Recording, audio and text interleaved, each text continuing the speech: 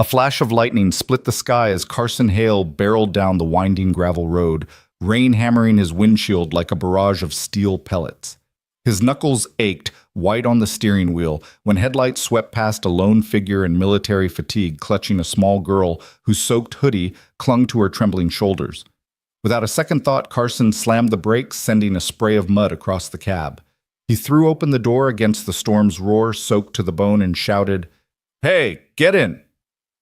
The soldier's eyes, sharp and guarded, locked onto his for a heartbeat before she scooped the little girl into trembling arms and sprinted to safety. In that charged moment, Carson knew nothing would ever be the same. If this moment grabbed you, drop a comment below with where you're watching from and hit subscribe to follow every twist of this unexpected journey. The old pickup's engine groaned as Carson Hale killed the ignition and reached for the spare towels behind the seat. His rain-slicked boots thudded on the porch boards of his cedar cabin, each step a muted echo in the storm-dark night. Inside, the warm glow of a single lantern cut through the pitch, casting dancing shadows that trembled like distant ghosts on the walls. Carson's son, Noah, peeked from behind the doorway, eyes wide beneath damp curls. "Daddy." She looked scared. He tugged at Carson's sleeve, breath visible in the frosted air. Noah's small voice was a soft counterpoint to the thunder still rumbling beyond the roof. "Give her time," Carson whispered, wrapping a towel around his own shoulders. "Let's get them warmed up." Moments before, Carson's life had been simple in its routine, a quick piano lesson rescue mission followed by a late dinner and bedtime stories. But when he'd seen the soldier and her daughter stranded on the roadside, arms clutched together against the wind, instinct had overridden caution. He'd cracked the window just enough to hear her soft plea. Shelter closes soon carried away on the wind, and he couldn't drive on. He returned to the cab for company, a steaming thermos of broth and a plastic container of peanut butter sandwiches, Ellie's favorite still warm in the center console. Noah helped Carson set the tray on the kitchen counter.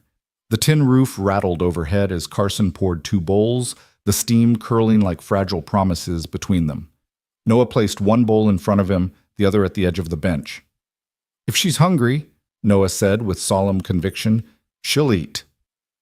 10 minutes later, the door knocker's hesitant rap punctuated the storm's fury. Carson set down the ladle and wiped his hands on a towel. The lantern's glow caught the soldier's face. First sharp cheekbones, a faint scar arching above her eyebrow. Eyes the color of steel. "Captain Eliza Ward," the woman said, voice low but controlled. The girl rubbed her eyes, confusion mingling with relief as Carson offered the bowl. Kinship flickered across Eliza's gaze. Soldiers recognize acts of mercy, like homing beacons, and at last she slid inside, closing the door on the storm. Eliza laid Lily gently in Carson's lap, accepting the bowl with a brief nod. Noah scooted aside, offering his own lap as a makeshift high chair. The little girl's toothless smile was a shot of warmth through the chill as she scooped up soft bread. Carson watched from the stove, stirring another pot of broth, eyes drifting to Eliza's tight shoulders. "How far'd you come?" Carson asked, voice even. Lightning scribbled across the sky. Rain spattered against the window. Eliza swallowed. "Fort Stewart," she murmured. "Got discharged yesterday. Trying to find housing. Every shelter's full." Her gaze flicked to the envelope she clutched, VA stamp on the corner, promise of rejection. She didn't look at Noah, but he sensed her tension and slid off his chair. He patted over and placed a hand on hers. "I have goldfish," he whispered conspiratorially. Eliza's lips twitched. Noah beamed. "She's your new best friend," he declared. Carson offered Eliza a mug of tea, gunmetal black, brewed strong. She accepted, wrapping both hands around its heat like lifelines. He didn't push for more details. The night was heavy with stories unsaid. Instead, he guided her past framed photos of his late wife Marlene, a snapshot of laughter next to a picnic blanket, and the silence spoke its own kindness. When the storm finally eased at dawn, a hush settled across the cabin. Outside, the world was washed clean pine needles, bowed under rivulets of water gravel gleaming with promise. Inside, Eliza sat by the window, Lily tucked into a borrowed quilt. Noah sketched raindrops and frogs on scrap paper, humming as he worked. Carson stood behind them, coffee in hand, watching the first slivers of sunlight cut through the gray. Eliza's voice broke the quiet. Why? Why stop? She gestured to Noah. Carson set down the coffee and crouched beside them. Because he needs a dad who keeps his promises, he said gently. And because once in a while a little kindness can feel like coming home. Eliza met his gaze, then a shared recognition that some wounds ran deeper than any battlefield. She nodded, that same spark of hope kindling in her eyes as it had on the roadside. Carson stood and moved to the stove, humming a soft country tune Marlene used to love. No words were needed. The warmth spreading through the cabin was promise enough that in the storm's aftermath they had found something worth sheltering each other. Carson's heart hammered in his chest as he killed the engine and climbed out into the deluge. The rain hissed against his jacket, turning the world into a frosted blur. Noah pressed close behind him, sneakers squelching on the gravel, as he offered the soldier a damp smile. In the amber glow of the headlights, Eliza Ward's posture shifted just a fraction, but it was enough. Here, Carson called, holding out the towel with a gentle firmness. His voice cut through the storm like a beacon. Get dry. Eliza hesitated for a heartbeat, then knelt, draping it around her daughter first. Lily's small face emerged, cheeks pink from cold eyes, wide but trusting, as Carson stretched the towel around Eliza's shoulders. Noah retreated a step, letting the soldier reclaim warmth and dignity. Thank you, Eliza said, voice low and steady. She wrapped her arms around the towel, drawing it tight. The intensity in her steel-gray eyes softened just a touch, as if permission had been granted to let down her guard. Carson nodded, then turned back to his truck. Come on, there's room. He threw open the passenger door and beckoned them inside. The interior was a steamy refuge, the dash lights glowed. The heater hummed, and the scent of wet leather mixed with peanut butter sandwiches and oatmeal cookies. Lily clambered in first, settling into the booster seat as Noah buckled her in with surprising care. Eliza hesitated, scanning the road behind them, the shuddering silence of the storm. Then she slid into the seat beside Carson, her uniform still heavy waterlogged, as if she carried the storm on her person. And you are Carson? Asked, pulling the door shut against the wind. Captain Eliza Ward, she replied, voice controlled. Her gaze flicked to Noah. And this is my daughter Lily. He offered a curt nod, glancing in the rearview mirror. Noah Hale, the boy said, flashing a grin. I'm 10. That makes me your expert snack provider. Lily sniffled, then cracked a shy smile. Thank you, she whispered, reaching for a goldfish cracker that Noah handed her. Carson returned his attention to the storm. The windshield wipers slapped tirelessly, carving arcs through the rain. Cabin's not far, just past Sycamore Ridge. You'll be warm soon. Eliza leaned back, her reflection fragmented by shifting water. She began, then swallowed. Thank you for stopping. He glanced at her, jaw set. A woman and child in the rain didn't hesitate. He tapped the steering wheel. You'd do the same for me. Her eyes softened in the mirror. I hope so. The truck lurched forward as Carson shifted into gear. The road plunged into darkness, flanked by pine trees bowed under the downpour. Lightning flickered through the canopy, illuminating frantic branches like skeletal hands. Noah, clutching a soggy teddy bear, pointed out the window. Look. Fireflies. Carson followed his gaze. In spite of the storm, faint pinpricks of light drifted above the shoulder, a pocket of summer magic. Eliza tilted her head, watching the shimmer. For a moment, the rain's roar receded, replaced by the gentle glow of tiny lanterns aloft. They're still out, Lily murmured, clutching a cracker to her chest. Carson smiled in the mirror. Some lights can't be put out. Eliza drew in a shaky breath, her posture loosening. I needed to see that. He flicked the wipers to high. We all do. They drove in silence, the rhythm of engine and wipers forming its own language. Carson caught Eliza's profile, strong jaw, soft tension around her eyes. He thought of Marlene, his wife, whose voice used to fill this cab with laughter on nights like this before the cancer that took her. He stifled the ache that rose in his chest, focusing on the road, on the mother beside him, soaked and vulnerable, and the girl behind. At the fork near Old Willow Bridge, Carson slowed to navigate the gravel. The rain drew closer, pressing in like breath on skin. Eliza glanced at the narrow track rising into the woods. You sure this is the right way? She asked. He nodded, pulling the wheel across ruts that sliced through puddles. Been coming here since I was a kid. Built it with my old man. He chuckled softly. He said a man who can fix his own roof can handle most storms. Eliza managed a small smile. Did he teach you to fix people too? Carson's grip tightened on the wheel. He tried. But most people need to want it themselves. Her gaze dropped, and Lily snoozed against her shoulder fatigue, overtaking fear. In the rearview mirror, Noah watched them with wide, thoughtful eyes. Almost there, Carson said, pointing as the trees thinned. Beyond the tree line, a single lantern flickered on a weathered porch. Its warm light pooled around a rough-hewn bench and a stack of firewood. Eliza watched the glow, remembering the first night she'd slept at the VA shelter that never had space for her family. She flinched at memories of concrete floors, the tight hush of cots lined in rows, the ache of being just another name on a list. Here, under that porch light, she felt seen. Carson parked, cutting the engine. For a heartbeat, the only sounds were the drip of water off metal and Eliza's soft breath. Then, with a practiced move, Carson opened his door and shook out the towel. Lily stirred, eyelids fluttering. "Let me," Eliza said quietly, rising. She reached back, gathered Lily in her arms, and eased out into the porch light. Noah scrambled past her, eager to help, and Carson followed close behind. Inside the cabin was a sanctuary of cedar and warmth. A pot of soup simmered on the stove, its aroma of carrots and onions wrapping around them like a hug. The hearth crackled as embers glowed, and blankets draped over a worn sofa invited them to sink in. Carson handed Eliza a steaming bowl and took his own seat across from her. Lily, half awake, curled into Noah's lap with a soft sigh. Eliza held the bowl with both hands, studying the steam. She blew gently, then tasted. "It's perfect," she said, voice thick. Carson met her eyes. "Marlene's recipe," he said softly, as if her spirit still lingered in the kitchen. She believed soup could fix a bad day. Eliza's gaze drifted to a faded photograph on the mantel. Carson, Marlene, and Noah on a picnic blanket, smiles bright under blue skies. The grief she carried always just beneath her skin tightened like a fist. But here in this room, it felt safe to let it shift, to believe that second chances existed. She swallowed hard, then looked back at Carson. "I don't know how to thank you."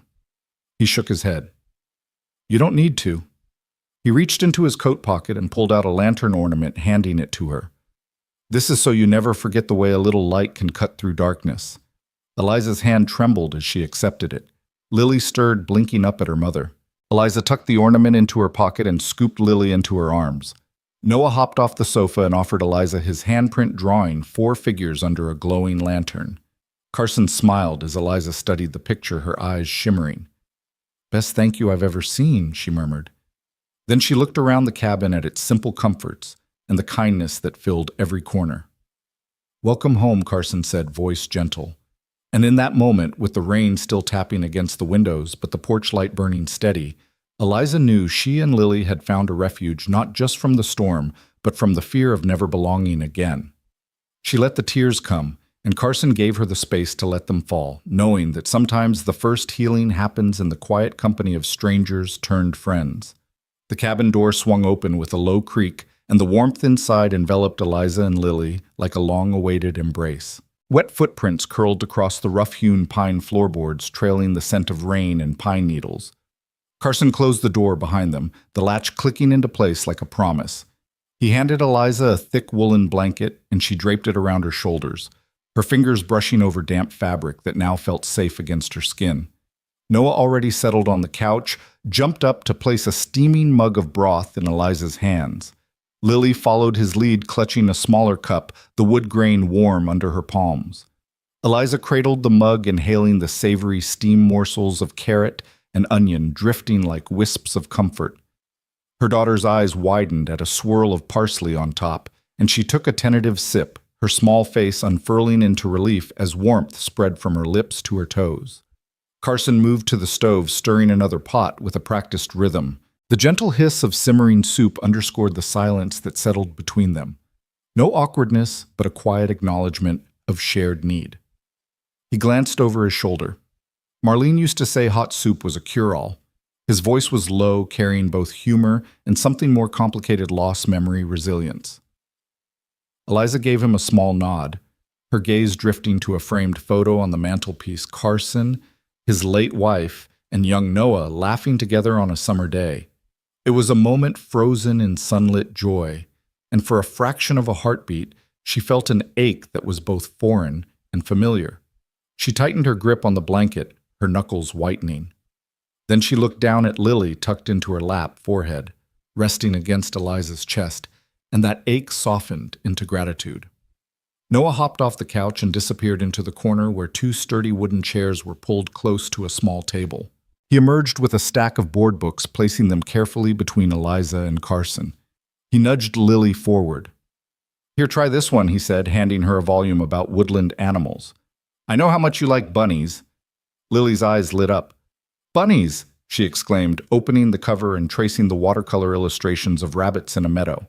Eliza smiled a real smile, the corners of her mouth lifting freely, and brushed a damp strand of hair behind Lily's ear. Carson settled into one of the chairs, soup bowl in hand. "Read to us, Noah," he suggested, slipping into the ease of family life as if it were second nature. Noah cleared his throat dramatically, adopting the voice of a storyteller. "Once upon a time in a forest just like these woods lived a brave little rabbit who—" His words wove through the cabin, knitting them together in a tapestry of sound that chased away the remnants of the storm. Outside, the porch light glowed steadfastly, its beam cutting through the dusk like a beacon. Eliza glanced toward the window, noting how the raindrops clung to the glass and refracted the warm glow back into the room. That light had saved her tonight, had drawn her here, and now it stood guard. She felt the weight of past nights spent alone in unfamiliar shelters, the flash of fluorescent corridors, and the hush of strangers breathing. This was nothing like that. Here, she and Lily were not names in a logbook. They were guests of a man who had opened his home without question. When Noah finished the story, he closed the book with a satisfied sigh and hopped onto the arm of the couch, close enough to slip an arm around Lily's shoulders. The two children exchanged conspiratorial glances before turning to Eliza. "Will you stay a while?" Lily asked in a small voice, the steam from her bowl catching in the lamplight. Eliza's heart trembled. She looked at Carson, whose face was gentle, inviting. He nodded as if he carried no judgments, only understanding. "You're safe here," he said, simply, his words wrapping around her like the blanket on her shoulders. That night the storm raged beyond the walls of Cedar Hollow cabin, but inside a different storm was breaking, one of walls and defenses. Eliza lay on the pull-out sofa-turned bed in the guest room, Lily tucked beneath a soft quilt. The faded wallpaper and creak of the bed frame felt strange yet warm. As Lily's breathing deepened, Eliza watched her daughter's eyelashes flutter, and for the first time in months, she allowed herself to exhale. She slipped from the bed and padded across the room in bare feet, the floor cool under her soles. She paused at the doorway, gazing into the kitchen, where Carson and Noah sat at the table bowls long since empty. Noah was cleaning up with the ease of routine, wiping the table, carrying dishes to the sink. Carson watched him, hands folded, a line of concern etched on his forehead. Eliza cleared her throat softly. Carson looked up, offering her a tired smile. "That was a great story," she said, her voice catching. He gestured to a chair. "Sit," he invited. She perched on the edge, the chair's seat cold beneath her. "Thank you," she whispered, tracking a spot on the floor. "For tonight, for everything." Carson leaned forward, his expression open. "We've all been through storms," he said. "Some just come in the shape of rain, and some in the shape of loss." His glance drifted to a small magnet on the fridge, a lantern with the words, "Keep the light on." "No matter what, this light stays on." Eliza nodded, tears glistening at the edge of her vision. "I haven't felt safe in so long," she admitted. "Not since—" She swallowed hard. "Not since I left the army." Her hands trembled on her lap. Carson reached across the table and laid a steady hand over hers. His skin was warm, this contact grounding. "You're safe," he repeated, "and we'll make sure it stays that way for as long as you need." At that moment, something shifted inside Eliza, a fracture beginning to close. She allowed herself to lean into his hand, drawing strength from his quiet certainty. Outside, the storm began to subside. Rain softened to a gentle patter, as though the world recognized the peace inside the cabin and chose not to disturb it. The next morning, dawn filtered through the curtains in pale ribbons. Eliza woke to the scent of fresh coffee and wood smoke. She looked down to see Lily curled against Noah on the couch, blankets in a tangled heap around them. Their soft snores filled the room with an unexpected melody. Eliza rose, slipping into clothes dried by the stove's warmth, and padded into the kitchen.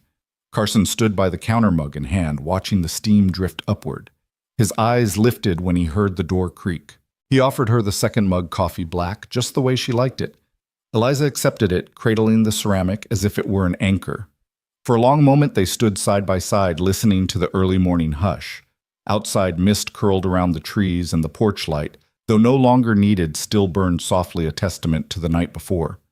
Eliza raised her mug in a silent toast. Carson mirrored her gesture. "Thank you," she said again, but this time it carried the promise of new beginnings. Carson nodded, lifting his mug in return. "Welcome home," he murmured. The words settled between them like sunlight breaking through clouds, heralding a day filled with possibility and healing, and the unspoken hope that sometimes a single act of kindness can light the way out of the darkest storm. The kitchen light cast a soft pool of warmth against the dark knot of pines outside, and the cabin smelled of freshly chopped cilantro mingling with the rich scent of simmering lentil soup.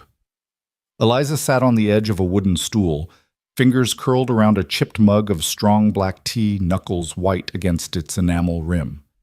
The steam traced lazy spirals into the air, carrying away the sharp tang of salt from her tears, which she refused to wipe. Carson leaned over the stove, spoon in hand, stirring the olive-green broth until the lentils broke apart into velvet threads. He didn't press her, didn't fill the silence with empty chatter. Instead, he set the spoon aside, wiped his hands on a faded dish towel, and slid onto the bench beside her. The offset glow of the single lantern revealed the fine lines around his eyes, patient, weathered, gentle. "Where are you headed next?" he asked quietly, voice low enough that it blended with the crackle of the fire in the hearth. Eliza lifted her gaze, meeting his for a heartbeat, before looking down at the dark wooden table. "I'm not sure." She wrapped her free hand around the mug's handle as if she could anchor herself through contact with something solid. Discharged. The word felt foreign on her tongue, like an echo of a life she could no longer claim. "They let me go this morning. No permanent quarters, no stash of benefits yet, just this." She gestured to the duffel bag at her feet, its canvas frayed at the seams, and a stack of bills I can't afford to let slide. Carson's eyes softened. He reached across and folded his hand over hers, warm against her cold palm. "Those bills," he said, "they come due, whether the world's falling apart or not." His voice carried an unspoken truth, one he knew too well. "I've been there." Eliza's throat tightened. For a soldier trained to command and endure, admitting vulnerability was a battlefield in itself. Yet here, in the quiet glow of this cabin, she felt the walls around her heart loosen. She tilted her mug and took a slow sip, letting the tea's bitterness steady her. "No one's claimed me," she whispered. "You won't show up on their radar until I've been living under a bridge for weeks." Her lips quivered, but she held the confession steady. She remembered the last time she'd felt lost, sleeping on those cold concrete floors at Fort Stewart, her daughter Lily clinging to her side, both of them drifting in nightmares of sand and gunshots. She swallowed hard. "I'm used to being strong, but right now I don't even know how to ask for help." Carson nodded, his gaze tracing the steam patterns. "Help doesn't have to be a transaction," he said. "Sometimes it's a door left open." He rose and crossed to the small shelf by the window, picking up a battered mason jar filled with firefly lanterns, little glass prisms of light he'd caught in summer nights. He set it between them. "If you need a place to stay, this porch light here is as good a promise as any." Eliza stared at the jar, then at the flickering lantern on the porch beyond the glass. She swallowed another sob, quiet now, but present. "I'm sorry," she murmured, head bowed. "I'm so sorry." Carson's hand came to rest on her back, steady, unhurried. "Don't apologize," he said. "There's nothing to forgive." Her apology wavered in the cool air, fragile as the mist that had settled outside. She pressed her mug to her lips, refusing to look at him, afraid he'd see the truth in her trembling reflection. But he didn't flinch. Instead, he lifted his own mug in a gentle salute and took a slow sip. The small ritual of sharing warmth was enough to bridge the chasm between them. Eliza's eyes stung as she met his gaze again. My daughter, she's only 6. Lily's, she needs someone who doesn't break at the first crack. The admission hurt more than any physical blow she'd received in training, but Carson only nodded. Kids are tougher than we give them credit for, he said softly. They bounce back in ways we forget when we get older. He glanced toward the hearth where embers glowed like embattled stars. I've got a spare room that's more than just a cot and a blanket. If you two want it, it's yours. Eliza closed her eyes, letting his words sink in. A spare room, an entire bedroom with faded, flowered wallpaper and a bed that creaked under weight. It was more than any shelter she'd ever known. She pictured Lily curled under that quilt, safe from the damp and the dread. When she spoke again, her voice was steadier. Thank you. She stopped, uncertain. Carson reached across the table and set her mug down. He slid a hand under hers and squeezed. You don't have to say anything, he said. Actions speak louder. Her chest tightened with gratitude and an unfamiliar spark of hope. She forced a smile, small but real. Can I ask you something? Anything, he replied. Why me? Her words spilled out in a rush. Why stop for us? There are hundreds of cars that passed by tonight. Carson retrieved a ladle and dipped into the pot, scooping out a bowl of soup. He placed it in front of her and sat back down. Because I've been that soldier, he said quietly. When my wife Marlene fell ill, I watched her fight for every breath. Some nights I didn't know if she'd make it to morning. I'd park outside hospitals, hands shaking, waiting for her to come out. He paused, gaze steady. I know what it feels like to be stranded, and I know what it's like to find a light on in the dark. Eliza's breath caught in her throat. The silence stretched alive with unspoken memories of loss and the ache of love. She lowered her eyes, tears slipping free. Carson reached for a napkin and offered it to her. She pressed it between her fingers, inhaling the faint scent of pine from the cloth. I'm sorry, she said again, voice hushed, for bringing my storm to your door. He shook his head. This cabin was never just mine. He gestured at the lantern jars, the family photos, the nursery painting tucked above the bedpost. It belongs to anyone who needs to find their way home. Eliza exhaled, the tension in her shoulders ebbing away. She wrapped both hands around the soup bowl as if to anchor herself. Lily's soft snore from the adjoining room reminded her of why she'd fought so hard to survive, why she could never truly break. She raised her gaze to Carson, who offered a small, encouraging nod. She dipped her spoon into the soup and brought it to her lips. The warmth spread through her chest, scattering the lingering cold. With each bite, she felt the weight of the duffel bag ease on her spirit. Across the table, Carson watched her with a kind of quiet pride, not in her service record or medals, but in the courage it took to lower her guard and let someone in. When the bowls were empty, Carson stood and cleared the dishes. Eliza remained seated, running her thumb along the edge of the table's grain. The lamplight flickered as Carson rejoined her holding 2 mugs of chamomile tea. He handed her one. This will help you sleep, he said softly. And if dreams get too loud. He trailed off, leaving the offer unspoken, but understood. She closed her fingers around the mug, feeling its warmth seep into her bones. Thank you, she said, her voice steady now, for everything. Carson sat beside her, their knees brushing under the table. The room felt smaller, cozier, as if it had contracted around their shared warmth. Outside, the night had fallen still. The only movement was the sway of pine boughs and the heartbeat of the porch light pulsing its promise into the darkness.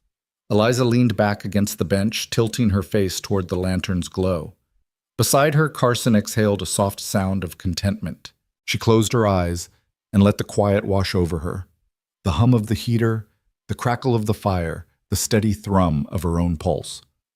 For the first time since leaving the army, she allowed herself to believe that safety wasn't a fleeting photograph, but something you could live in. And as the cabin held them both in its gentle embrace, Eliza knew she was exactly where she needed to be. In the hush of that pine-scented room, 2 souls battered by life's storms found the courage to open their hands, and in doing so discovered that the brightest light often shines from within. The first light of morning crept through the spruce boughs, painting the cabin's interior in muted gold. Droplets on the window panes glimmered like tiny prisms, and the scent of pine drifted through the open door of the guest room. Eliza lingered in the threshold, wrapped in the soft quilt that had smelled of cedar and lavender the night before. Across the kitchen, Carson moved with familiar ease, filling the French press with coffee grounds and pouring in hot water. The hiss of steam rose from the carafe, and he set it down with a soft clink, brushing his bangs from his forehead as though waking from a dream. He glanced over his shoulder and caught sight of Eliza standing framed by dawn's fragile glow. In one movement, he lifted 2 mugs, thick ceramic, 1 hand's worth of warmth, and offered her one.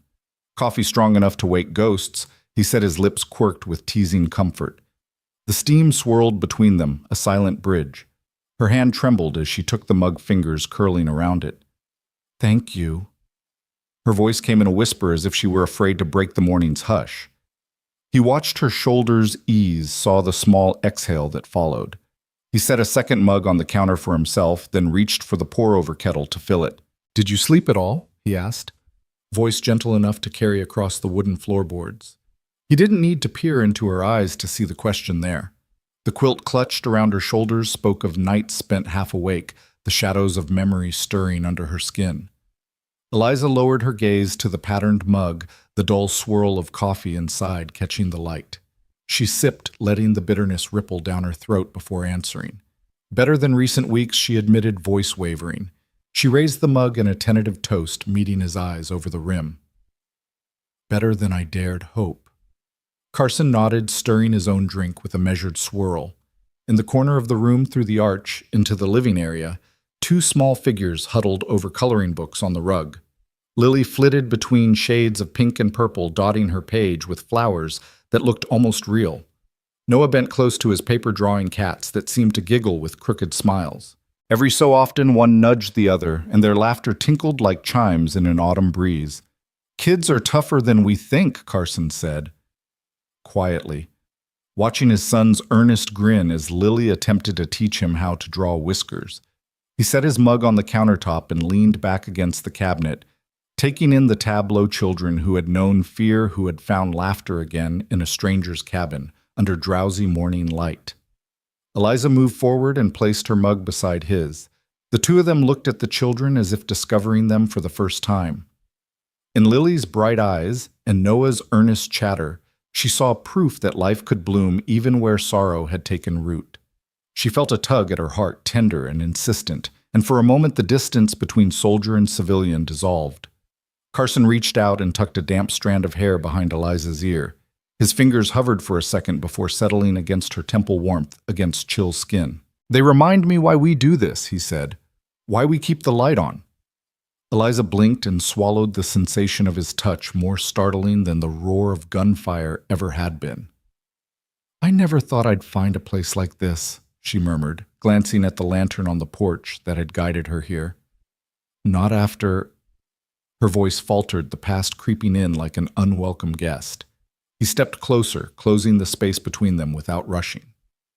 "It's been 1 year today," he said softly, tone neither accusing nor mournful, merely factual. "Since Marlene passed." Time arced between them, a silent ribbon binding their experiences of love and loss. Eliza set her mug down and folded her arms, leaning into the warmth of the wooden wall behind her. She felt the weight of shared grief settle around them, 2 people who knew the stakes of holding on and the fear of letting go. "I'm sorry," she said again, but this time the words carried empathy instead of guilt. "I didn't mean to—" Carson lifted a hand to halt her apology.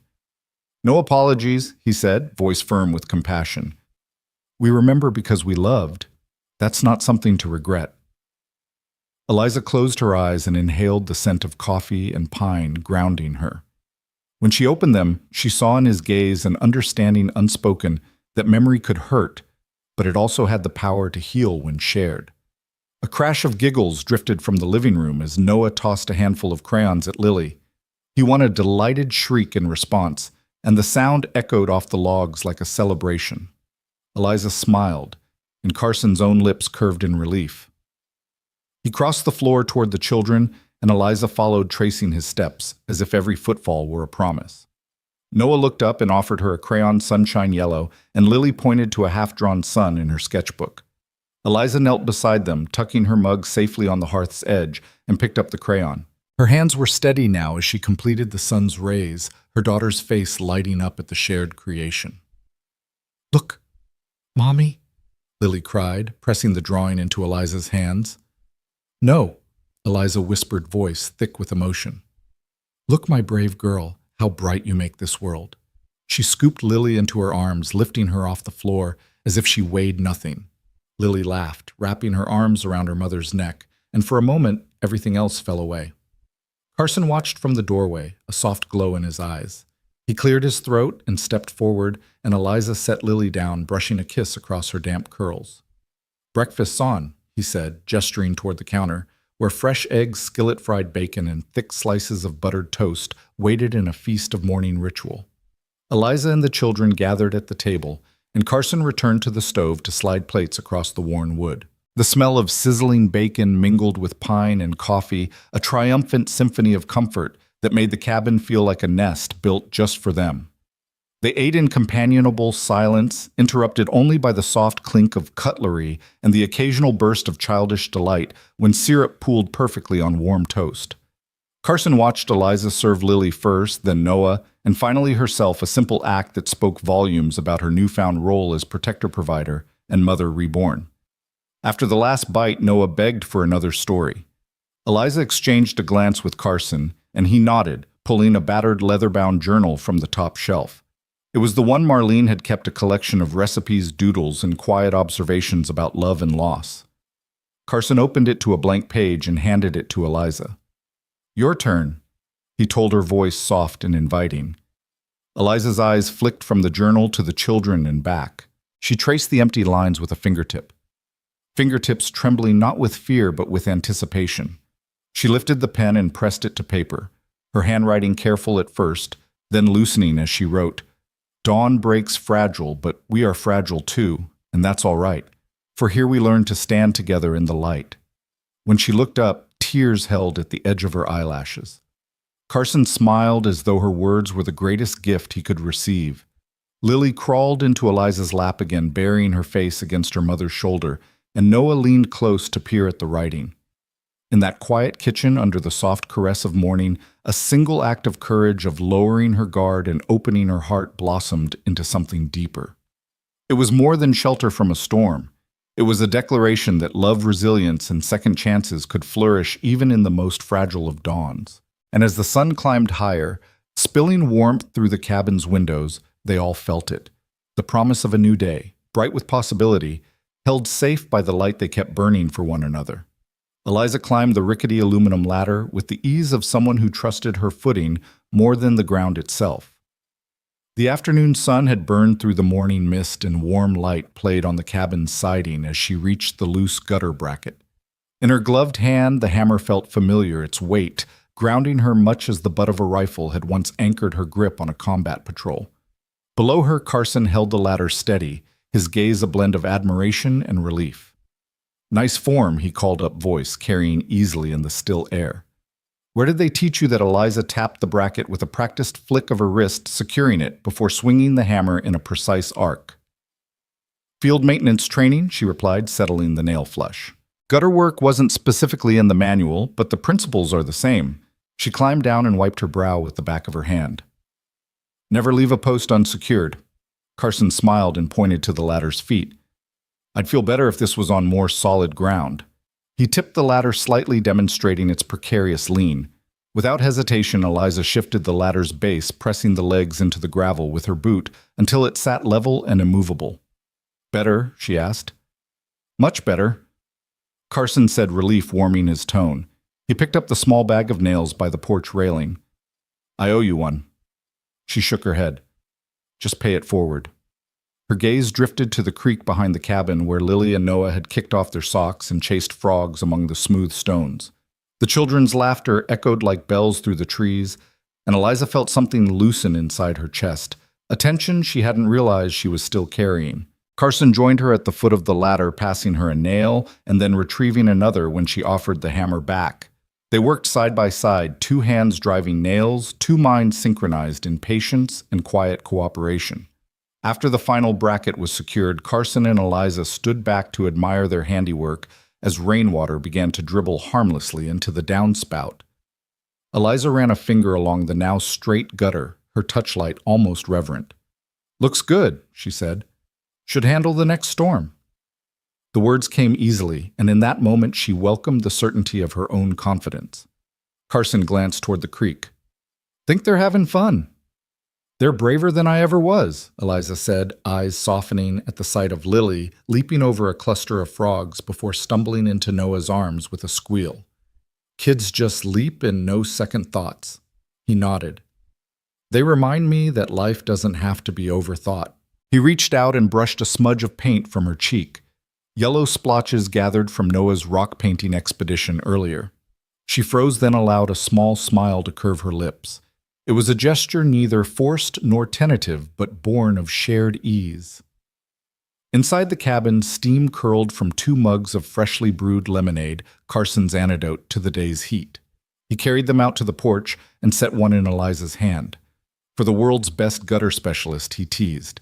Eliza accepted the glass, tilting it so the sun glinted through the pale liquid. I'll take it, she said, touching the rim with a tentative sip.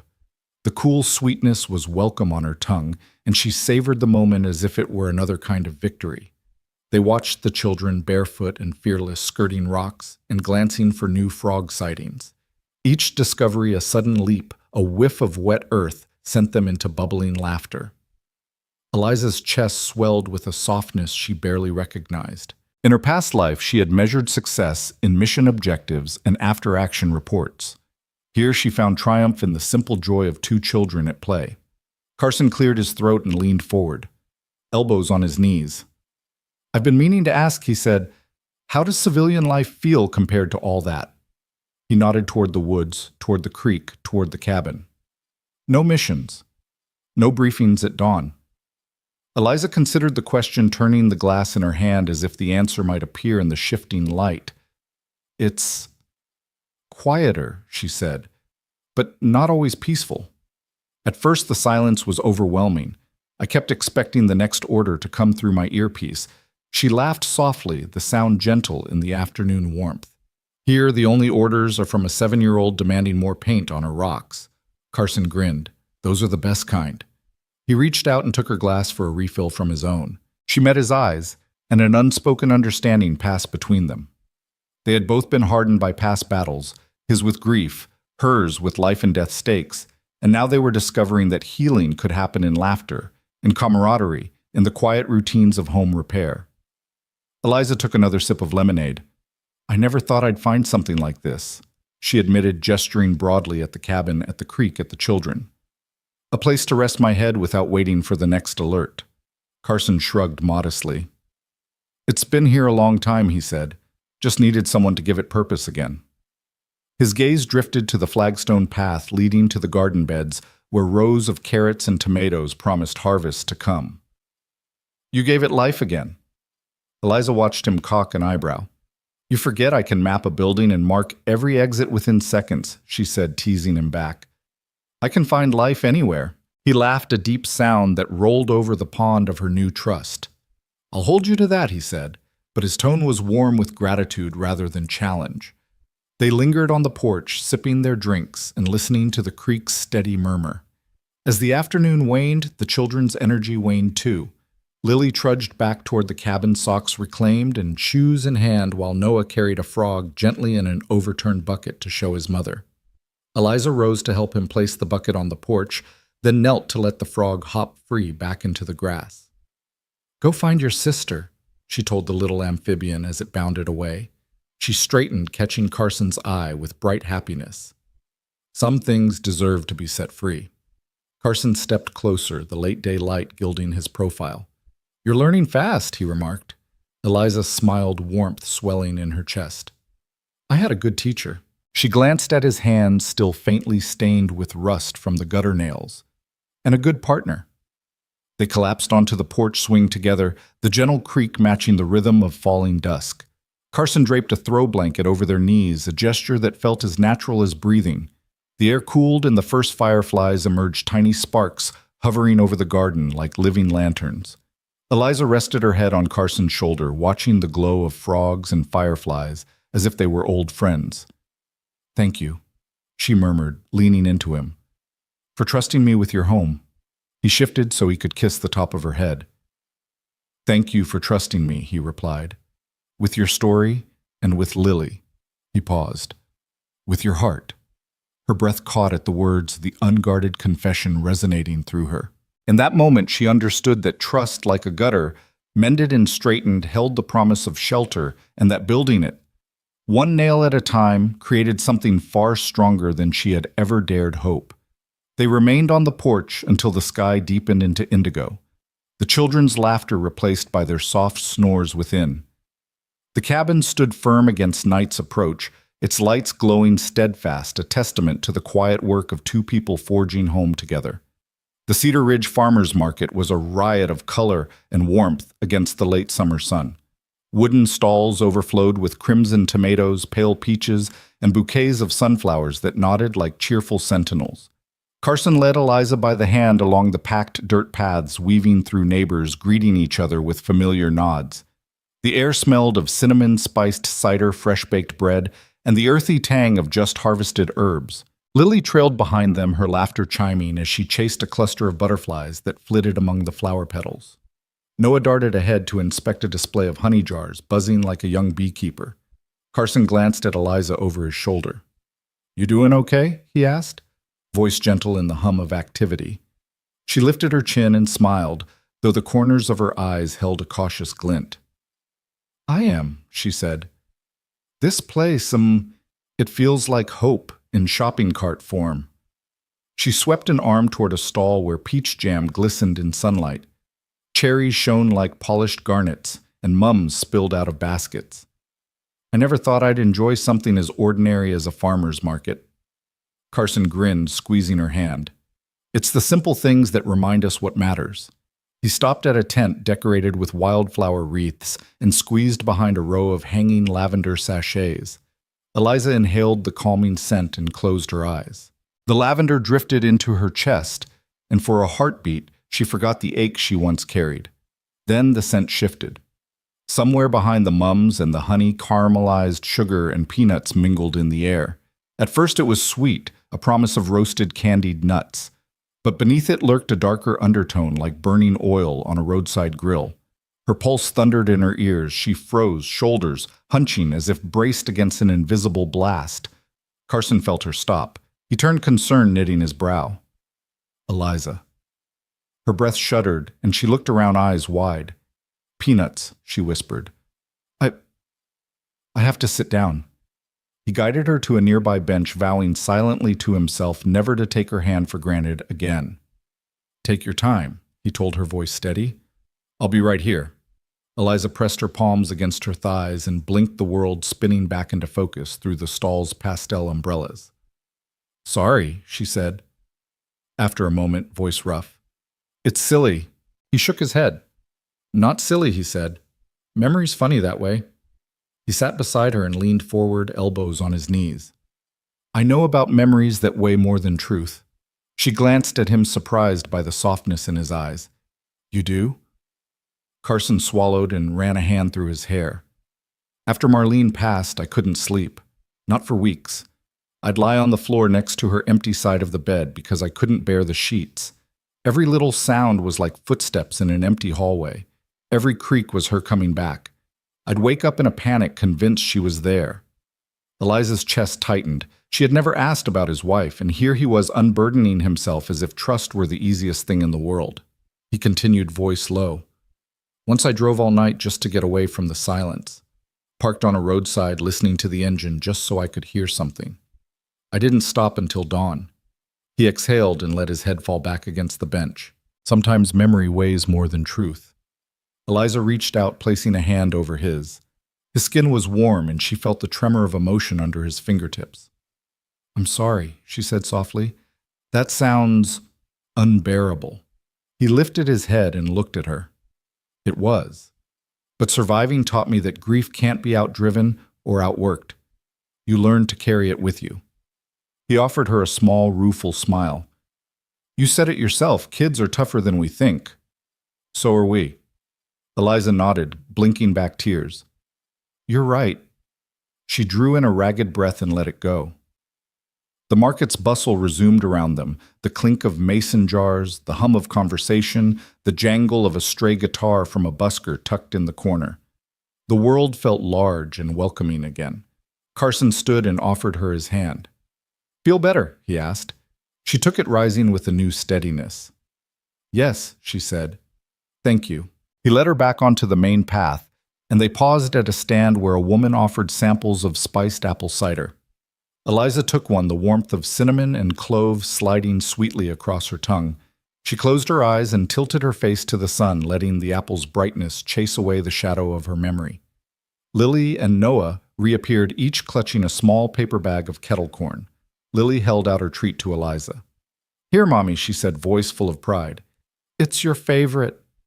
Eliza accepted a handful of sugar-dusted popcorn, each kernel popping with a gentle crack. She nibbled one, and the sugary crunch grounded her in the present.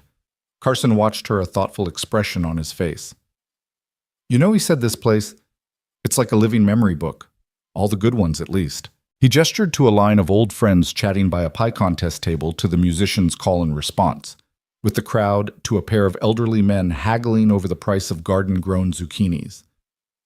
"People bring the best of themselves here." Eliza smiled, meeting his eyes.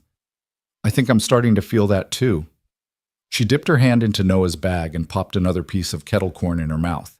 "It's nice to be part of something that's ordinary." He nodded, and together they wound deeper into the market, past a display of hand-carved wooden bowls to a stall selling fresh mozzarella. The woman behind the counter offered them a sample drizzled with honey, and Eliza's eyes lit up at the creamy bite. She glanced at Carson. "You have to try this." He tasted it, his eyebrows rising. "That's incredible."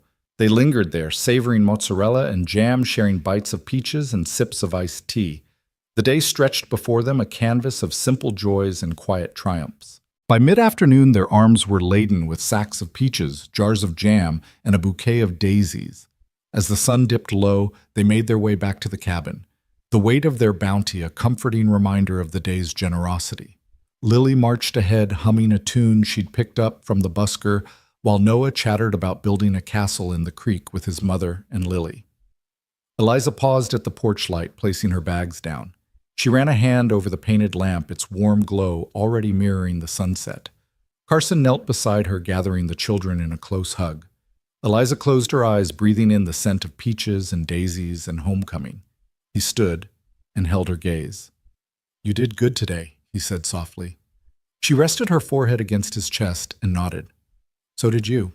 Together they carried their market treasures inside, where the kitchen table waited empty, but for the promise of a home-cooked meal made from ingredients they'd hand-picked. As the cabin door closed on the last light of dusk, Eliza felt the embers of her past grow quieter, replaced by the steady warmth of belonging.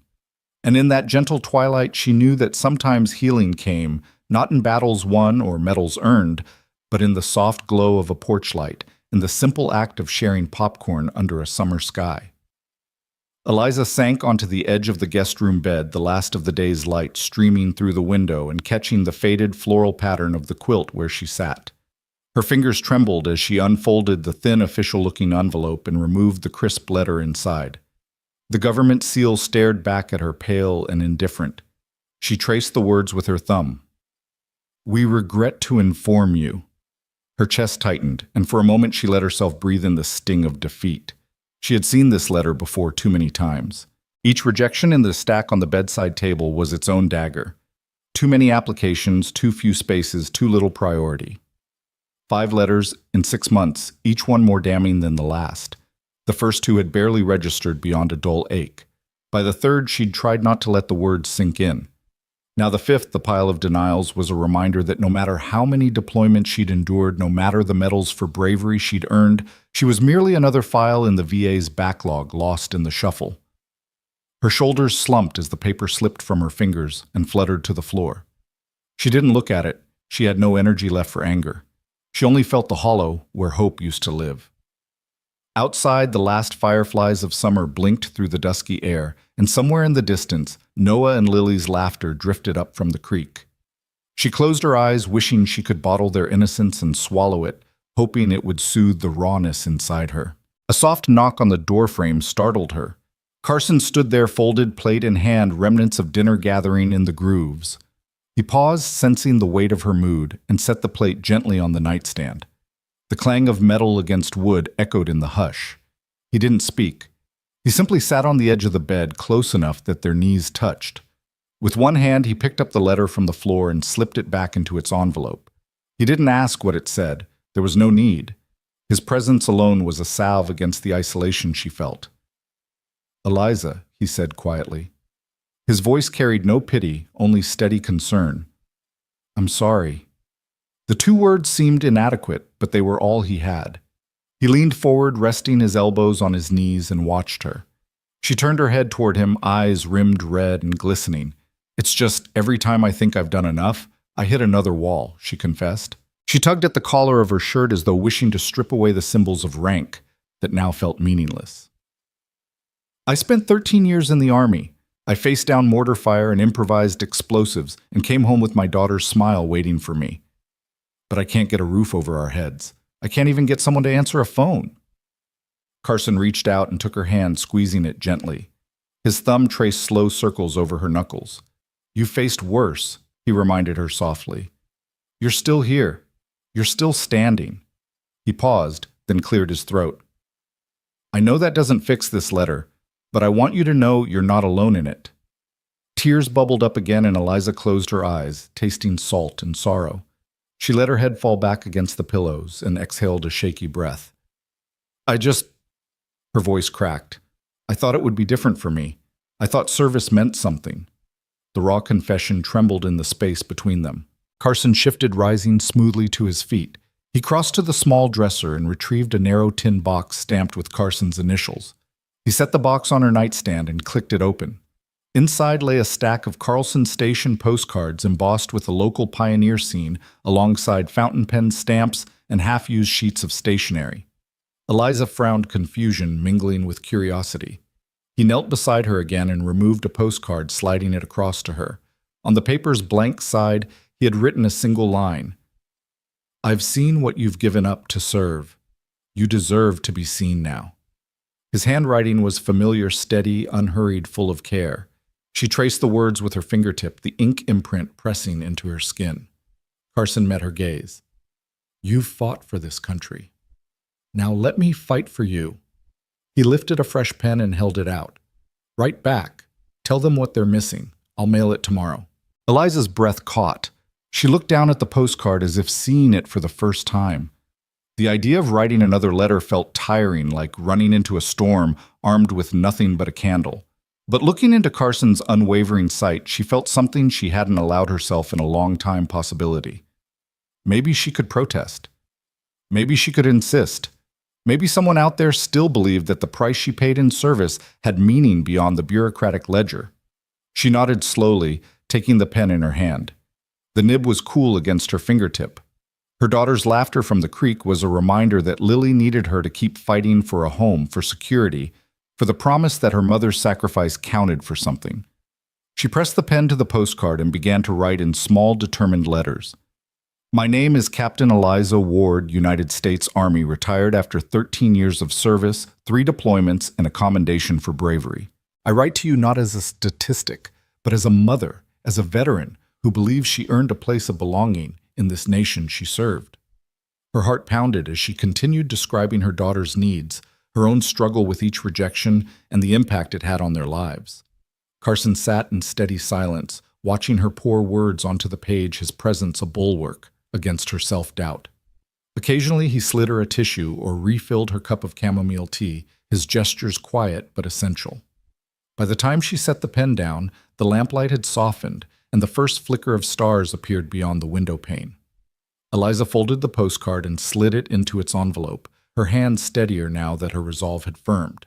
She retrieved the stamps from the tin and pressed one into the corner. Carson offered her a final nod of encouragement, and she closed the tin with a soft click.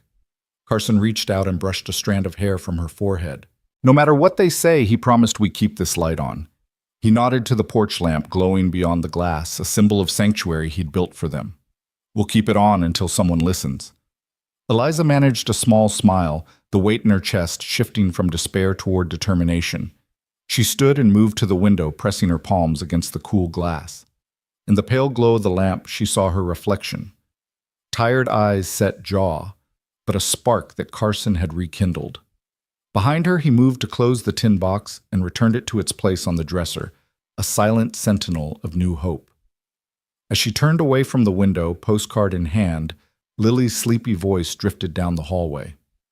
Mama Eliza's chest tightened with tenderness, and she crossed to scoop her daughter into her arms. Lily's damp curls tickled her chin as she snuggled in. Eliza held her close, pressing the postcard to her chest as if it were a shield. Carson appeared beside them, a gentle smile on his face. He ruffled Noah's hair as he followed behind. The three of them formed a circle of light in the dim room, united in quiet solidarity. Eliza met Carson's eyes, and the unspoken promise passed between them. They would face the bureaucracy together, one letter at a time, until at least someone heard her story. Outside, the porch light continued to glow, a beacon in the gathering night. Inside, Eliza folded her arms around her daughter and whispered, "We'll get through this." And for the first time in months, she believed it. Dawn's first pale fingers slipped through the curtains just as Eliza rose from the guest room bed. The cabin was hushed, save for the soft drone of the refrigerator and the faint hiss of the wood stove's last embers. On the kitchen counter lay a yellow sticky note in Carson's familiar scrawl. "Back soon. Coffee's strong." Beneath it, a freshly poured mug steamed gently, its aroma rich with promise. Eliza wrapped her hands around the warm ceramic and closed her eyes, savoring the comfort of a hot drink made on her behalf. Lily stirred on the sofa in her pajamas, blanket bunched at her feet. Noah was curled in the corner with his sketch pad. Eliza took a careful sip, then carried her mug to the small table, settling into the seat opposite her daughter's makeshift fortress of pillows. "Morning." Mama Lily mumbled blinking sleep from her eyes. "Good morning, sweetheart," Eliza replied, brushing a damp strand of hair from Lily's cheek before taking another sip. She let the coffee chase away the last dregs of fatigue, and in its warmth she felt the stirrings of determination she hadn't known she still possessed. Noah looked up from his drawing of the cabin under the porch light. "It smells good," he said, pointing at her mug. Eliza smiled.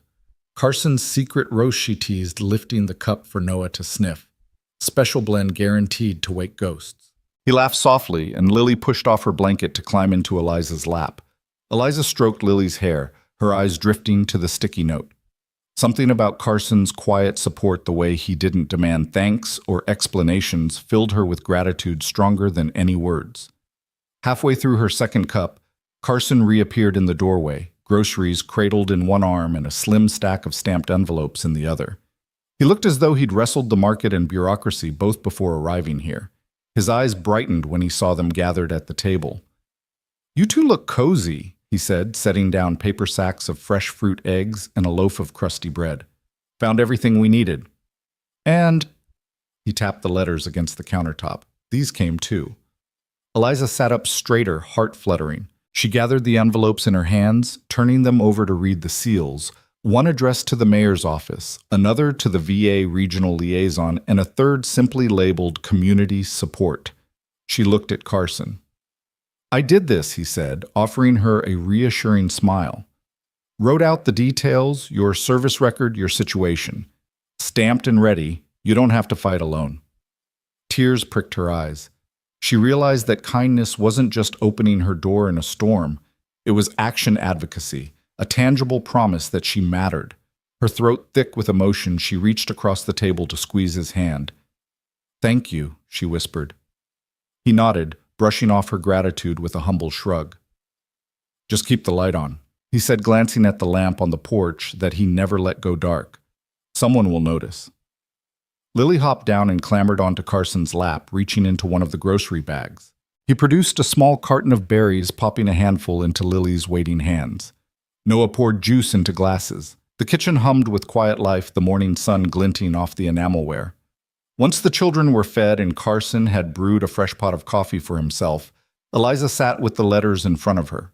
She traced her finger along his neat handwriting, reading and rereading his notes about waiting lists, transitional housing, and community advocacy. Each sentence carried the weight of his belief in her. Carson washed his hands at the sink and dried them on a towel. "When you're ready, we can mail these. I'll walk them down to the post office, get them on today's route." He paused, watching her gather the envelopes. "Or if you'd like to bring in the paperwork yourself, I can stay here with the kids." Eliza considered the offer and shook her head. "I want to do it," she said firmly. but I'd like you to come with me just in case. She gave him a playful look that undercut the seriousness of her words. I could use a co-pilot. He smiled, and together they gathered the letters and clipped them neatly into his coat pocket. Lily raced ahead to find shoes. Noah grabbed a sketch bag, and Eliza tucked the last envelope into her own pocket. At the post office, the line moved slowly, neighbors chatting in gentle tones about the weather and the upcoming county fair. Carson stood by Eliza's side, his presence a silent shield against embarrassment or doubt.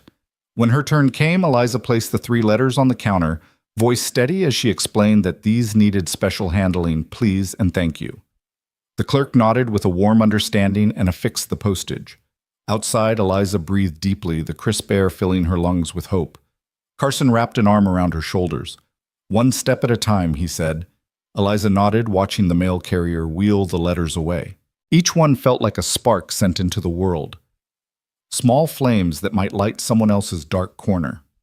One step, she agreed. Back at the cabin, they unloaded the groceries together. Eliza arranged the fruit in a bowl, its vivid colors a reminder that life could still burst forth in unexpected ways. Carson set the bread on the table and poured them each a second cup of coffee. He handed her the mug, and she accepted it with a soft smile. They sat side by side, sipping in companionable silence, the children's laughter drifting in from the creek behind the cabin. Eliza felt perhaps for the first time in months, truly seen not as a file number or a broken veteran, but as someone worth fighting for. She lifted her mug in a quiet toast. To the light we keep on, she said, glancing at the small lamp flickering by the porch window. Carson clinked his mug against hers. And to the people who keep it burning. Eliza settled back in her chair, heart full. The path forward might still be uncertain. The letters might go unanswered. The waiting list might not move, but she no longer faced that prospect alone.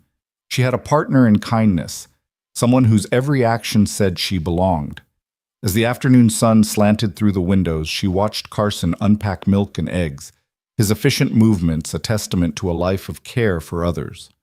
Eliza closed her eyes and let the moment wash over her, the scent of pine, the murmur of the creek, the taste of strong coffee, and the knowledge that tomorrow and the next day they would face whatever came together. In the gentle quiet of Cedar Hollow cabin, she found herself believing once more that sometimes the brightest light is not the one waiting at home for you, but the one you ignite when you decide to keep going and to help someone else do the same. Eliza pressed the 2 crisp pages of her orders against the kitchen counter, the words blurring at the edges as adrenaline coursed through her veins. The early afternoon sun streamed through the window, casting stiff shadows over the family photo on the fridge. Lily's small arm wrapped around Carson's waist, Noah grinning beside them. She inhaled the familiar scent of pine and simmering soup, the comfort of Cedar Hollow's routine, colliding with the thrill of purpose pulsing in her blood. Carson looked up from chopping carrots, his knife slicing through orange rounds with quiet precision. He noticed the tremor in Eliza's hand as she held the papers, then set the cutting board aside. "What is it?" he asked gently, stepping closer. She laid the orders flat and smoothed them with a fingertip. "Colorado," she said, voice trembling. 6 weeks. Trauma training for new recruits. They want me to lead." The words sounded unbelievable, each syllable carrying the weight of duty she'd spent years honing. Carson's brow furrowed as he reached out and folded the papers in half. "That's amazing," he said, meeting her gaze with pride shining in his eyes. "It's exactly what you've trained for." Her chest tightened. "I know." She ran a hand through damp hair, then tucked a loose strand behind her ear. "But it's 6 weeks away from home. From Lily. From you." Her voice cracked on the last word. She placed a hand against her belly, imagining how Lily's laughter would fade without her mother's voice nearby. Carson crossed the short distance and took her hands in his.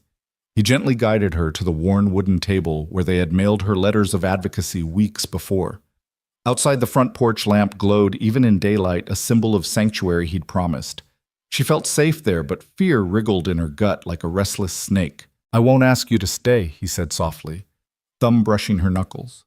His voice held a solemn vow. "But I'll wait." She closed her eyes, leaning into his steadiness. The kitchen faded away, no clatter of dishes, no hiss of the wood stove. Only Carson's heartbeat reverberated through her chest. She could stay a quiet life of farmhouse chores, children's laughter, and porch-side tea, or she could return to the front lines of healing, applying her battlefield-honed skills to guide others through trauma. Lily's footsteps padded into the room, bare feet thudding against the floor. She climbed onto Carson's lap and wrapped her arms around his neck. "Mommy?" she asked, tilting her head as though sensing the tension. Her wide eyes searched Eliza's unspoken questions, glittering in their depths. Eliza knelt and stroked Lily's damp curls. "Something's come up at work," she said gently, forcing calm into her tone. "They need me to help people who've been through very hard things." Lily's brow furrowed. "Do you have to go?" she whispered. Eliza swallowed. "They want me to, sweetheart." She tracked Lily's lip with her fingertip. "I don't know yet if I will." Lily's small face scrunched, tears pooling. Carson pulled her closer, murmuring reassurance. Eliza felt her heart splinter, each piece fracturing between loyalty to her new family here and her lifelong oath to serve. An ache rose in her chest as she remembered the faces of wounded soldiers she'd helped on base, the haunted eyes of men and women who trembled at midnight, who flinched at sudden noises, who carried their battlefield scars like funeral shrouds. Colorado's program offered a chance to guide them to pass on the resilience she'd forged over 3 deployments. Duty called to her like a flare in the dark. Yet here in this cabin, Lily's yawning puddle of jelly beans' mouth awaited her bedtime story. Noah needed his mother's help with algebra homework, his earlier attempts at fractions gathering magnets on the fridge. And Carson read her every mood in the slope of her shoulders, the crease of her brow. He'd built this home with hope and action. His silent vigil for her had proven kindness could be more than a gesture. Carson stood sweeping Lily into his arms and carrying her to the table. He reached into his pocket and produced a postcard, one he'd drawn himself, of the cabin's porch light lantern jar atop the railing. He slid it across to Eliza. "No matter where you go," he said, eyes steady, "this light will be here for you." Eliza's throat constricted. She picked up the postcard, feeling the rough texture under her fingers. She traced the painted lantern, recalling the glow that had guided her through the storm months ago. That light had shown her a path to healing both for herself and for Lily. She inhaled slowly, mind weighing both worlds, the call to duty in the Rockies, and the laughter echoing in these wooden walls. For a moment, time stilled. Only the hum of distant cicadas and the whisper of pine needles trembling in the breeze reached her ears. "I need to talk to them," she said, finally, voice low but resolute. "Not just accept or decline. I need to explain, to find out if weekends housing for Lily or something flexible exists." She looked at Carson. "I want to do this, but not at the cost of losing us." Carson's expression softened relief mingling with pride. "That's all I ask," he replied. He reached across and squeezed her hand firmly. "Fight for your purpose, but fight for your family too." Eliza nodded, the conflict easing into clarity. She envisioned herself in a Colorado lecture hall, instructing new recruits on trauma integration and resilience. On weekends, she'd return to this cabin to morning coffee and children's drawings tacked above the sink, to evenings spent rebuilding a crooked picket fence. The balance seemed daunting, but not impossible. Her heart pulsed with renewed intention. She dug her phone from her pocket and dialed the liaison's number scrawled on one of the orders. Carson stood behind her, gentle pressure at her shoulder. The line rang twice before a crisp voice answered. Eliza introduced herself, fumbling at first as she asked about adjustments for family base housing and weekend leaves. Each question carried her fear of pulling away from Lily's safety net. On the third call, the liaison offered a pause, transitional family quarters at Fort Carson childcare programs on base, and weekend passes for trainers. Eliza's breath caught at the possibility duty and family both honored. She thanked the liaison, promising to finalize within 24 hours, then ended the call. She exhaled, phone slipping from her fingers. Carson's arms enveloped her from behind his cheek, resting against hers. "You did it," he murmured. A soft smile touched her lips. "We did it," she corrected, turning to wrap her arms around his waist. Lily toddled back, rubbing sleepy eyes, and Noah burst in with a triumphant grin, proudly holding up a perfect A on his math worksheet. Eliza knelt to hug them both, feeling the weight of her choice settle into comfort. She kissed each child's forehead, then turned to Carson. "I accepted," she said, voice steady. 6 weeks trauma training, but I'll be home weekends. Lily's got base daycare and Noah can stay here with you. Carson's eyes glistened. He pulled her into a hug so fierce it felt like homecoming.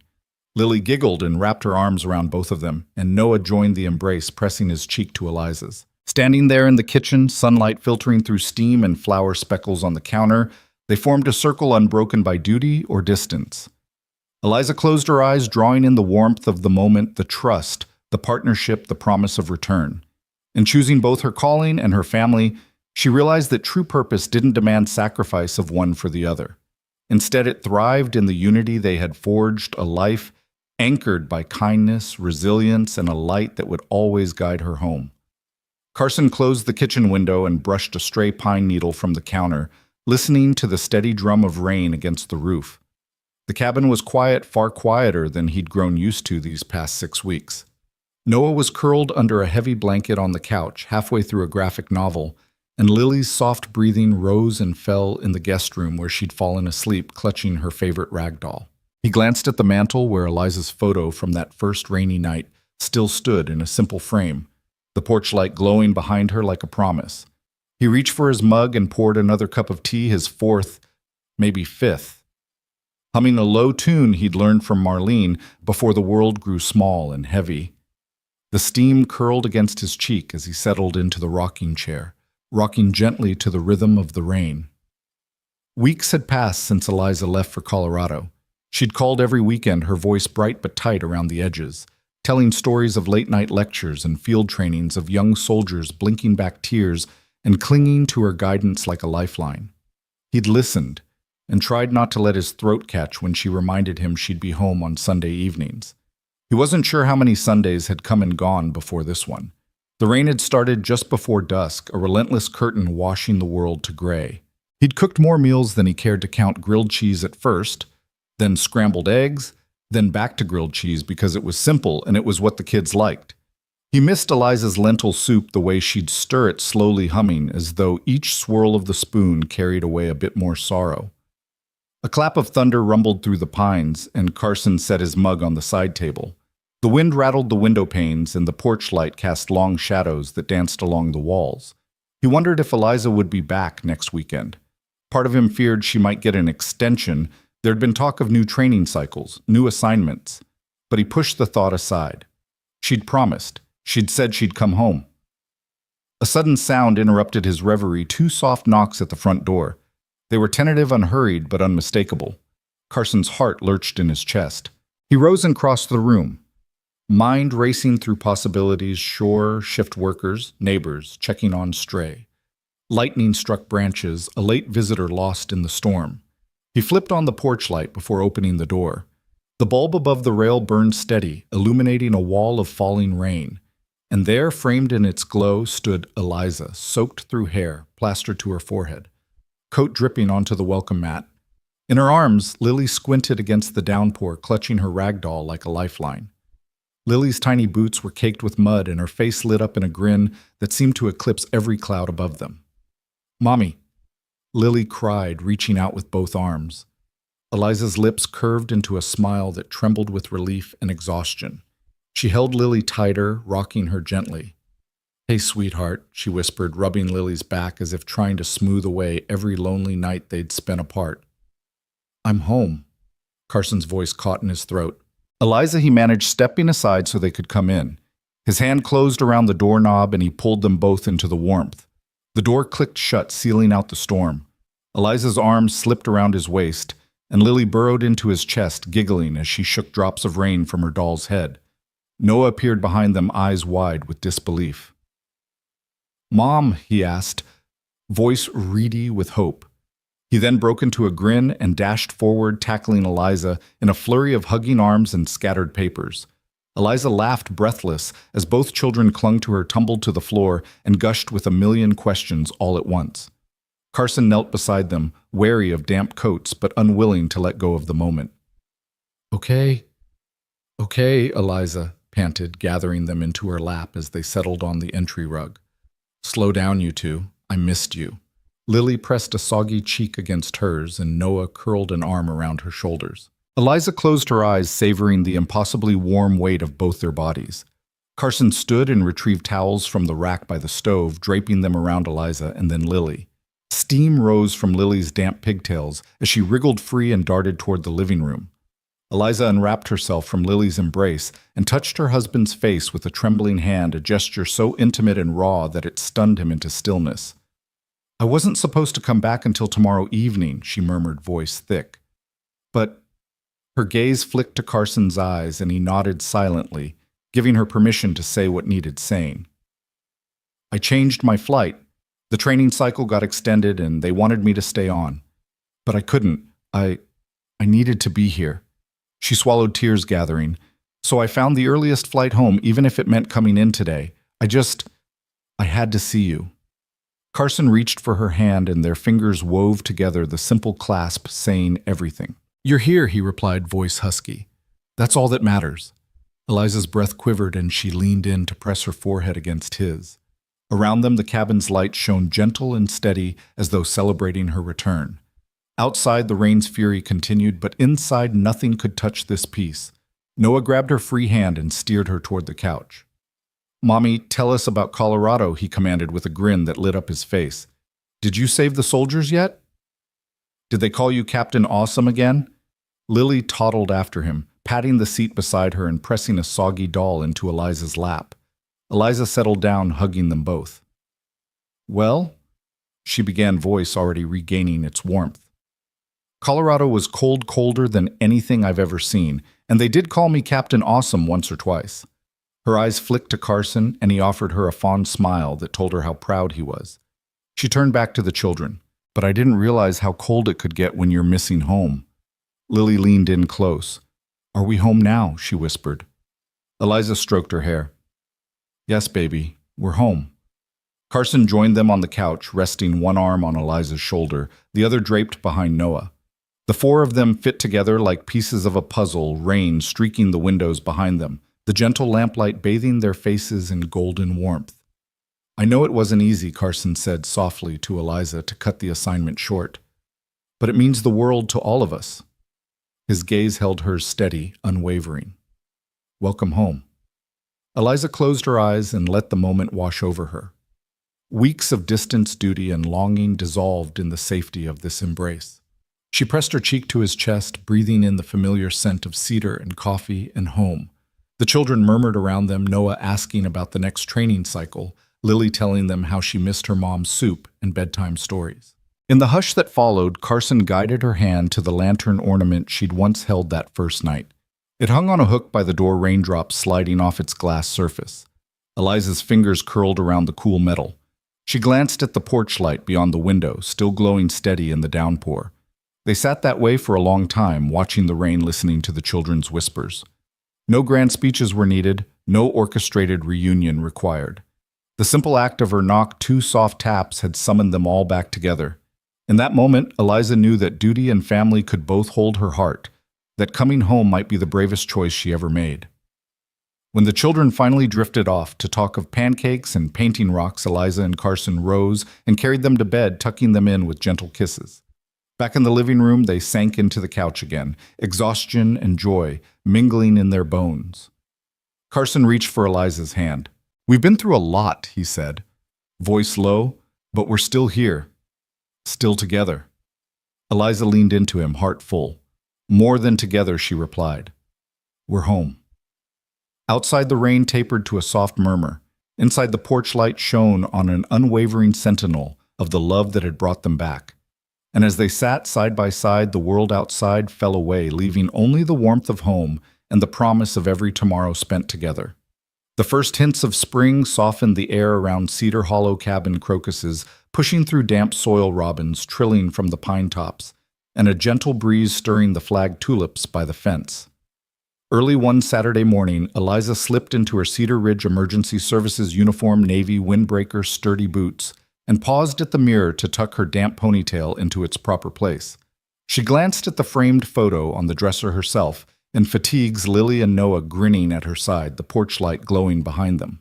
It felt like a lifetime ago that she'd climbed into Carson's truck in the storm, wondering if kindness was enough to save her. Now kindness had become action as well as promise. Downstairs, the smell of frying bacon mingled with the pine-scented draft drifting under the door. Carson was already at the stove flipping bacon with ease and humming a tune Marlene had once played on vinyl. Noah sat at the table, knees tucked under his chin, sketching a design for their new project. Lily chased a bright blue butterfly across the flagstone patio, laughter trailing like ribbons behind her. Eliza joined Carson by the stove. He handed her a plate piled with eggs and bacon. "Thought you'd like a proper breakfast before we get to work," he said, wiping his hands on a towel. His tone held the promise of partnership that had carried them through every storm. She kissed his cheek and settled at the table, listening to the soft slap of bacon against her plate. Noah set down his pencil and pushed his sketch toward her. "Here's the plan," he said, pointing at the drawing of a tall post with a lantern on top. "We'll put the promises here." Lily returned, clutching a handful of daisies. She perched on the bench and beamed. "For me?" she asked, plucking petals one by one. Eliza nodded, tearing off a strip of waterproof paper from the roll Carson had tucked in his back pocket. "Every promise deserves its own parchment." She smiled at the sight of her children, resilient, hopeful, and ready to build something that would outlast any storm. Out in the backyard, the morning sun carved patterns through the pines, lighting the dewy grass like a field of jewels. Carson carried the long wooden post that would become their promise post. It was one he'd milled himself sturdy and straight, a testament to both craftsmanship and care. Eliza held the base as he rammed it into the ground, gravel crunching beneath his boots. Noah and Lily watched from a distance, their excitement humming in the air. Once the post stood secure, Carson retrieved the lantern they'd used on the first night Eliza arrived. He clipped it atop the post, its glass panes catching the sun and scattering prismatic light across the yard. "Just like the porch," Eliza murmured, reaching up to touch the lantern. "A beacon for home." Carson stepped back, offering her the roll of paper and a set of markers. "Let's start with you," he said. Eliza held a paper against the post, the breeze fluttering its edge. She uncapped a black marker and paused, drawing in a breath. The words she wrote were simple but carried the weight of every choice she'd made. "I promise not to run when love grows quiet. I will stay even when it's hard." She tied the paper around the post with a piece of twine and stepped back, letting the promise flutter in the breeze. Noah ran forward and claimed the next paper. He wrote in bold, uneven letters, "I promise to build forts that keep everyone safe." He made sure to include his trademark flourish, a tiny doodle of a flag atop a fortress, and wound the paper around the post, grinning when Eliza and Carson applauded. Lily followed her paper, barely large enough for her scrawl, "I promise to pick flowers for everyone." She tied her vow under Noah's, then skipped backward, proud of the wild bouquet of daisies she'd plucked earlier, leaving them in a small cluster at the post's base. Carson took the next turn, writing steady, thoughtful words. "I promise to keep the light on and my arms open for all who need shelter." He tied his paper above Eliza's, the lantern's glow already shining through the message. As they worked, the children darted around collecting rocks and arranging them in a circle at the post's foot. Eliza watched them, her heart full. The promise post was more than a craft project. It was the physical embodiment of all they'd weathered together, from storms and rejections to uprootings and reunions. When the last paper was tied, they stood in a quiet circle, the early morning warmth wrapping around them. The lantern above caught the breeze and swung gently, sending flickers of sunlight across their faces. Eliza stepped forward and touched the post, tracing the promises with her fingertip. She felt the rough grain of the wood, the smooth slickness of marker on paper, and the steady resolve that had brought them here. Carson slipped an arm around her shoulders, and she leaned into him. "Look at that," he said, voice soft. "We built something that'll stand through wind and rain." Eliza nodded, her gaze drifting from the post to the cabin's porch light in the distance. It too gleamed steady in the morning. "Just like the porch," she whispered. "Nothing fancy? Just a light." Noah tugged at Eliza's sleeve. "Mommy, can we add more promises later?" he asked, excitement dancing in his eyes. "Absolutely," she replied, ruffling his hair. "We'll add one every spring." Lily skipped forward, holding out a daisy. "I picked this promise flower," she said, pressing it into Eliza's hand. Eliza tucked the daisy behind Lily's ear and swept both children into a hug.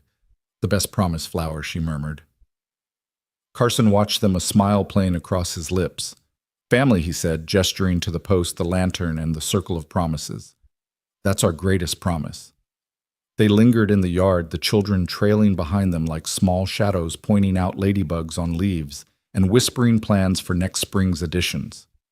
Eliza and Carson walked hand in hand to the porch, the promise post standing sentinel behind them. The porch light, though unlit in the bright sun, seemed to resonate with the energy of their vows, steady and unwavering. Inside the warmth of home awaited the scent of scrambled eggs lingering in the kitchen, the hush of summer radio playing softly, and the promise of backyard adventures to come. Eliza paused at the doorway, turning back to the post. The waterproof papers fluttered each vow, a testament to their journey from strangers under a storm to a family bound by light and promise. She brushed a stray strand of hair behind her ear and stepped inside as Lily and Noah chased each other around the table, laughter ricocheting off the walls. Carson closed the door behind her, his hand lingering on hers in silent affirmation. That evening, as dusk painted the sky in lavender and rose, the family stepped outside again. They gathered by the promise post, its papers now illuminated by the newly lit lantern. The glow was soft but resolute, carving a pool of amber light in the growing twilight. Eliza Carson. Noah and Lily stood together, faces upturned, watching the fluttering promises sway gently in the dusk. In that moment, Eliza realized that kindness, resilience, and second chances weren't grand gestures. They were the humble power of a light kept on the steady construction of trust, nail by nail, and the quiet vows spoken in morning dew. Under the porch light and the promise post, they discovered that love once rooted in simple acts of shelter could bloom like wildflowers, bright and unassuming in a garden of their own making.